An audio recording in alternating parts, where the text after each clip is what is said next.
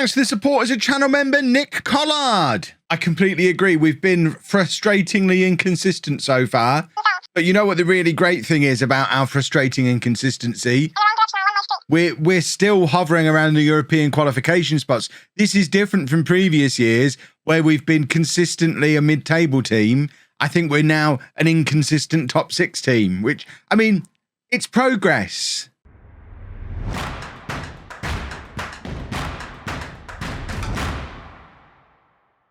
Hello and welcome to part 121 of Homegrown. I'm Kevin. Coming up on today's episode, we have 2 games for you in the league. We're away against both Liverpool and Newcastle. Since you were last with me, this is what's gone on. Ignore the 2 friendlies. They, in fact, can we filter out the friendlies on here?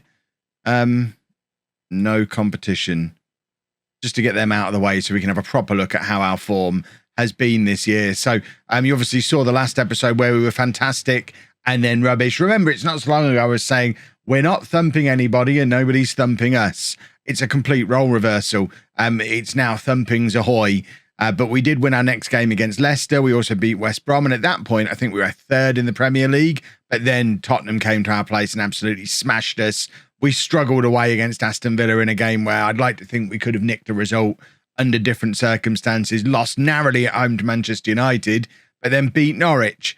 Like I say, inconsistent, but it leaves us 8th in the league, 13 points on the board already. And even though we've got that inconsistency, we're only 6 points off the top of the league. We're level on points with Slam Dunks Birmingham, who are in the European qualification spots. It is different from losing the games we were supposed to lose, drawing the games we were supposed to draw, and being 14th at this point of the season. So it is progress. The defence is slowly coming back and getting used to playing with each other. So we've got that as a bonus as well. We've got a back 4 that actually looks like a back 4 now, which we haven't had for a lot of this season. So fingers crossed, as we settle down into some kind of consistency, the consistency that we get is the team that put 5 past Southampton or beat Norwich or was comfortable in the victory over West Brom or even narrowly lost against Manchester United. That's the kind of consistency we want to settle down in, not the team that got smashed 4-1 at home against Tottenham or got knocked out of the Carabao Cup by Southend. We could live without that kind of nonsense, but it's going to take time for us to get there, and I don't know if today is going to be the day. But we start things off with a game away against Liverpool. This is the team we're sending there. We've got Williams in goal, a back 4 of Perisato, Anderson, Fazekas and Gillespie, Hodgkinson and Gregoire in midfield, Richardson, Wally and Francisco behind Villalobos up front. Villalobos is our top scorer currently, which is why he gets to start the match ahead of Bayer. Bayer's actually not looked great since that very first game where he looked like the answer to all of our problems in that first game against Southampton. He struggled a little bit since then. Francisco's pushed him out of the team on the right-hand side. So he's kind of got to get back past Villalobos to get back into the team up front now, especially with Park coming in January, who has now got a work permit. He's obviously still out playing in La Liga for the rest of up until the end of this transfer window. Or no, transfer window, until the transfer window opens. But his loan there ends at the start of January. He has a work permit now. So Park will be coming in and joining up with the squad in January and will be competing with Francisco for the right-hand side. We've then got Villalobos and Bayer competing with each other for the starting spot up front, which means Wally and Oliveira have got to fight it out between the two of them for the attacking midfield position.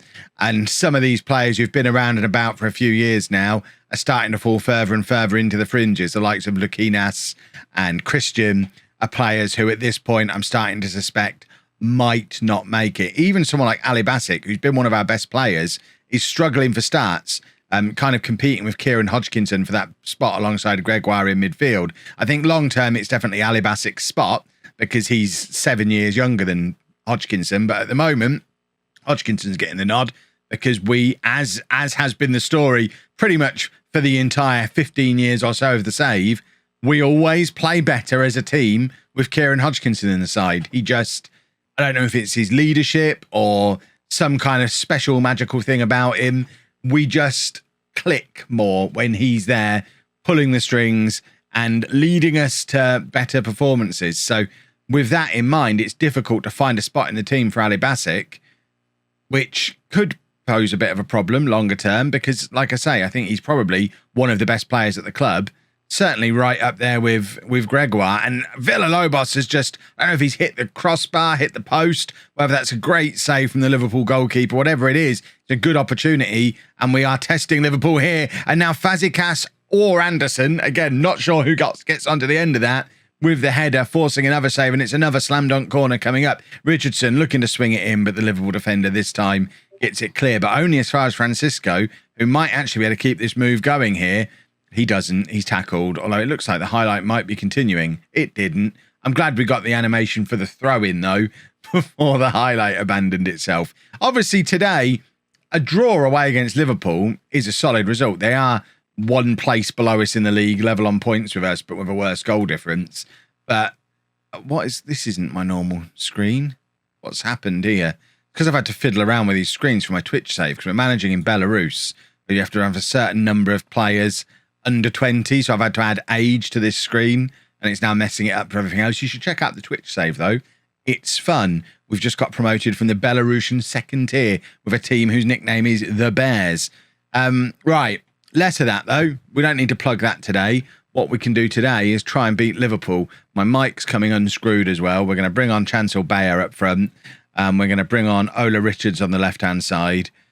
I'm tempted to bring Lukinas on there, actually, but we're not. And we're going to bring on Todd Thomas as well to play at left-back. Both Thomas and Rogers very much part of the regular rotation in our back four now. I don't know that either of them are quite at the point where they're going to be starting really, really regularly this season, but they're certainly both suggesting that they're going to be part of the setup for many years to come, and it's pushing the likes of Hippolyte and Djukatic. I always forget his name. I'm a monster.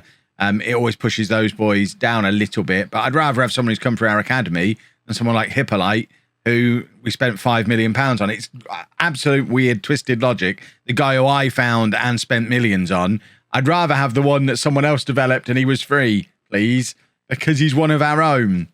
10 minutes to go, still 0-0. At this point, we'll take it because Liverpool are starting to get a little bit fancy going forward. They've got a corner here. Francisco intercepts, and Bayer is ready for the counter-attack if someone can hit the ball over the top.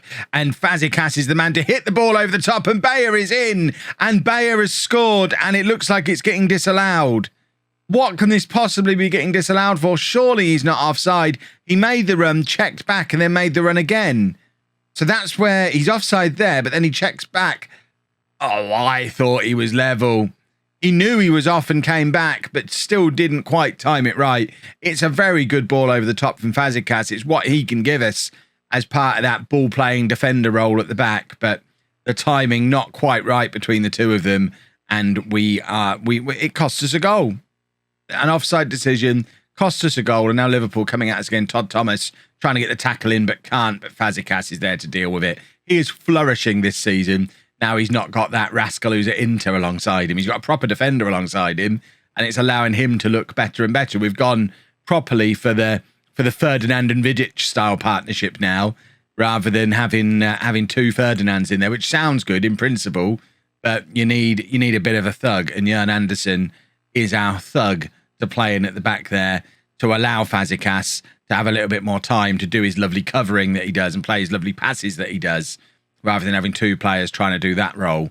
I think it works better. They just need a little bit more time to develop the partnership. They've played very well today. Gillespie goes past his man. We've got like 30 seconds if we can get this ball forward and try and find one more opportunity. It's probably pretty unlikely, but we do have the ball. It's Gillespie with the throw. He's looking for Francisco, I think. Or it could be, is that Bayer who's drifted out, right? It is Francisco who gets there, and I think that's a foul. I think that's probably going to be that for today. I think it's unlikely that Liverpool create anything from this. I think as soon as this kick is hit, we're going to see a full-time whistle. Although the referee seems to have other ideas, and conceding this late would be a real gut punch. But luckily, my gut remains unpunched. 0-0 away from home against Liverpool. That'll do. We said we wanted to settle into that kind of team when consistency comes. Maybe we're slowly but surely getting there. But what we need to do is now go and beat Newcastle to just make sure that we don't start to fall too far behind these European clubs, because we want to be part of that number, not drifting down into mid-table again. Right, a little bit of shuffling around again as I continue to search for my best team and also try and include my best players. So Ali Basic's coming back in alongside Gregoire. They don't have a good partnership so far. I'm forcing it. You know how much I love to force Ali Basic. So he comes in to play alongside Gregoire. Perez is coming in on the right-hand side as well, with Francisco dropping down to the bench. I forgot about him when I was talking about who's competing for that right-hand side. Also, we're going to give Todd Thomas another start as our inverted wing-back. Need to be a little bit wary of Gregoire, who's attracting interest from Manchester City. He's only got 2 years left on his contract. We've just offered him a new contract. He has now made his Belgium debut and scored for Belgium. He's still only 19 years old. I think he's, if not already there, very close to being considered the best player at the club. Let's just have a look at the club. There he is. He is our key player. Very young. We've offered him a new 5-year contract, so fingers crossed we get him tied down to that. But we need to get him a partner. Whether it's Ali Basic, whether it's Hodgkinson, it might be Passotti long term. He's still considered a Brazilian wonder kid at only 20 years old. There are options who can play alongside him. We've just got to figure out what the best partnership is going to be, because long term it's got to be Gregoire +1, unless we develop so slowly that he goes the same way as Abagay and we end up losing him because he was too good for us. But then, of course, we do have the option to bring him back later, probably for a lot more money. You can be sure that at some point in this save, when we're competing to win the Champions League and we need a defender, a 27-year-old Abagay for 200 million probably will be more attractive than trying to blood another 18-year-old through into the team. So we've probably not seen the end of Enoch Abagay. And likewise, if Gregoire were to leave, as long as he's been here 3 years before he goes, expect him to come back. Yeah, and Anderson's just scored his first goal of the season, continuing his development into the Harrison Davies thug role. The problem with Gregoire is I think this is only his second season here. He's already attracting interest from bigger clubs, so we've got to keep him here for at least another 18 months to get him that homegrown at club status. If he leaves before then, we won't actually have the option to bring him back later on. So we've got to keep him here for at least a year and a half in the short term. Ideally, we'd like to keep him here forever. But if we have to go down the route of letting him go and bringing him back, we've got to have him here for 3 years before we can even do that. Perez has drawn a foul here, and it looks like we've got a penalty just before half-time for the opportunity to go 2-0 up, and this is just what the doctor ordered. I mean, a draw away against Liverpool, lovely stuff. A win away against Newcastle, kind of expected if we're going to be qualifying for Europe this year. And going 2-0 up before half-time would be a nice way to take a step towards that. And there's the man himself, Gregoire, scoring from the penalty spot, his third goal of the season. It's 2-0 to home before half-time, and fingers crossed should be a bit of a formality from here. Maybe an opportunity to rotate a few players around again, continue to try players in different positions. Good to see us putting a performance out there without Kieran Hodgkinson in the team as well, even after I've just told you all about how we always play better when he's in the team. Also interesting to see, 10 games in, we're only 4 points off the top of the league. We're talking about just getting into the top 7 at the moment, but you never know. Right, Kenlyn Richardson has picked up a knock. Ola Richards is on the bench, so it can come on for him. Straight swap there, left winger for left winger. That is unfortunate because we've let Newcastle in there.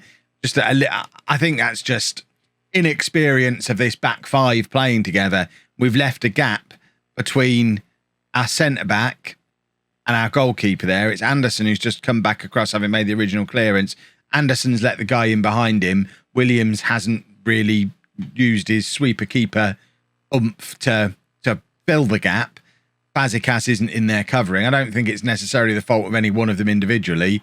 More the way we've set up with the combination of players we've got left a little bit of a gap in there, and Anderson is a little bit slow to turn, which, I mean, that's not something we can really fix. He's just a little bit slower than someone like Abagay would be in that position, but I think he certainly gives us other qualities going in other areas of his game. Like there, he's got the block in from not quite a similar position, because rather than going in behind him, they've tried to put the cross in, and he can compete for crosses all day long. It's that little ball in behind him that he struggles with, where we maybe need Todd Thomas and Fazekas between the two of them, and probably Williams as well.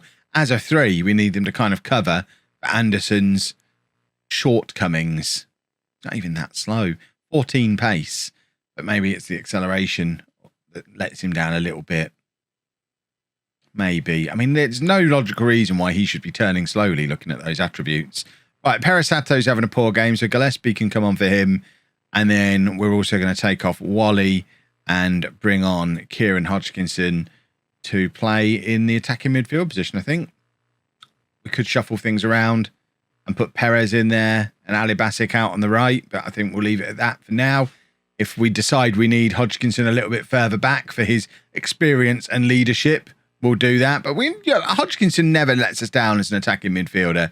Gregoire now, room to run into in midfield and sprays it out to Ola Richards, who's got space of his own to chase down that left-hand side, cross for Villalobos.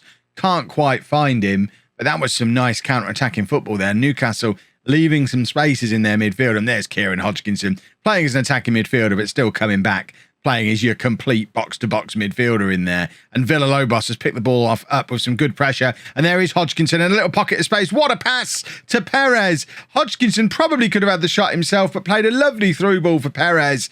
Perez almost didn't look like he was expecting it and wasn't able to get the shot away, and the move kind of breaks down. I wonder if it, as ungenerous as Hodgkinson was there, I wonder if he should have just had a crack and stuck it in the back of the net himself, because we've seen him score from that kind of range before. We know he's got it in him, but I guess the pass to him looked like the best option, and if it had come off, we'd have been massively singing his praises. 5 minutes remaining. We've got a corner. It's Perez with the in-swinger. Doesn't beat the first man at the near post for Newcastle, but it ends up back with Perez via the Newcastle defender. So even though he's in an offside position, he gets it back. And there's Hodgkinson in that little position again, just doing that little one-touch tapped through ball. But again, I think we've been caught out through an offside. I mean, Hodgkinson's vision is beautiful, but that's twice now. I kind of wish he'd just have a shot. There, he can hit that from there, but instead taps it through to Richards, who stood offside. Just score yourself, Kieran. It's okay. You don't have to be Uber creator just because we've got you in there behind the striker. Perez has got in behind here, lays it across goal, and Ola Richards taps them in all day long. That's bread and butter for Ola Richards. How many times have we seen him score a goal rushing in on that far post over the course of his home career? Easy peasy. And at 3-1, that should be job done. And what a pass from Gregoire to play Perez in. Having him and Hodgkinson together in this midfield, they play these shorter, lower through balls beautifully. And then you've got Ali Basic and Fazekas, who are both experts at just knocking it over the top. You've got some chances being created with those four players all in that team. But we don't need to worry about chances created or any of that nonsense. We worry about getting 3 points. 3 points is what we got. Let's see what that's done to the league table. After 10 games, we are up into 7th place in the league table. I've double-clicked there by mistake. So let's find our way back to the league table. If my computer wants to cooperate. There we go. So 7th place, 5 points behind top of the table Spurs. That gives us a little bit of context for them smashing us. They're having a very good season. But then so are we, and we are in with a chance of European qualification this year. And we'll be back in a couple of days' time, probably getting very close to the January transfer window and the return of Park. I might even go a little bit further than I normally would and go all the way to show you Park's debut, because I am excited about our Korean wonder kid arriving. So I might show you Southampton and Brighton in the next episode, because at least then you get to see the new boy. Obviously, if he gets injured in the meantime, we'll probably come back for one of the earlier games. But we've still got a bunch of money to spend in January as well, plus a wonder kid already on his way in. More exciting times ahead for home. We're in the end days, boys and girls. I feel it. Within 5 years, I reckon, 5 years at absolute maximum, we've won this Champions League. Gonna regret saying that, aren't I? If you've enjoyed that, please make sure you leave a nice big thumbs up on there for me. Subscribe to the channel for daily Football Manager videos. And thank you very much for watching.